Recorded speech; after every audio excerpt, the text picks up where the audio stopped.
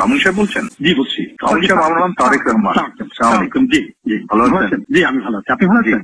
আছি আলহামদুলিল্লাহ মোটামুটি। আপনার শরীর কেমন? আমি শরীর আছে মোটামুটি আলহামদুলিল্লাহ। জি আলহামদুলিল্লাহ। আমি ফোন করলাম এই যে ছেলেপেলেরা যে এই যে আপনার কোটা আন্দোলনে যে বাতিলের জন্য বা সংস্কারের জন্য যে আন্দোলনটা করছে, এখানে মনে হয় সাদা দলের পক্ষ থেকে বোধহয়, যেহেতু দাবিটা তো জেনুইন এবং দেশের অধিকাংশ স্টুডেন্টরা যারা মেধাবী বলে স্বীকৃত, অধিকাংশই তো এটার সাথেই আছে, তাই না? এবং আমার মনে হয় সাধারণ মানুষ আছে, বিকজ এই কোটা পদ্ধতি থেকে গত কয়েক বছরে আওয়ামী লীগ যেভাবে বলা যায় নষ্ট করে দিয়েছে এটার ইউজটা, আমার মনে হয় এই দাবিটা বোধহয় ওদের ন্যায্য দাবি। অবশ্যই অবশ্যই।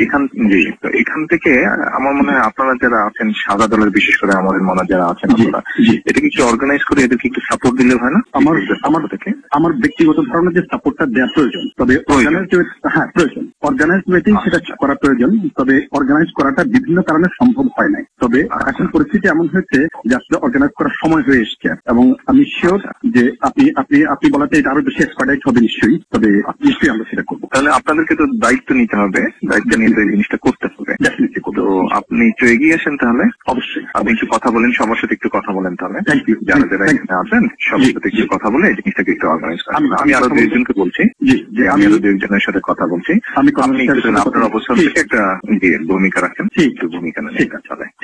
এই নাম্বারটা তো সেভ করে রাখেন, আপনি আমাকে আপডেট তো তাহলে এই নাম্বারে দিতে পারবেন। এটা আমার নাম্বার, সেভ করে রাখেন। আর অন্য বিষয়ে প্রয়োজন হলে আমার সাথে আলাপ করতে পারবেন। Thank you.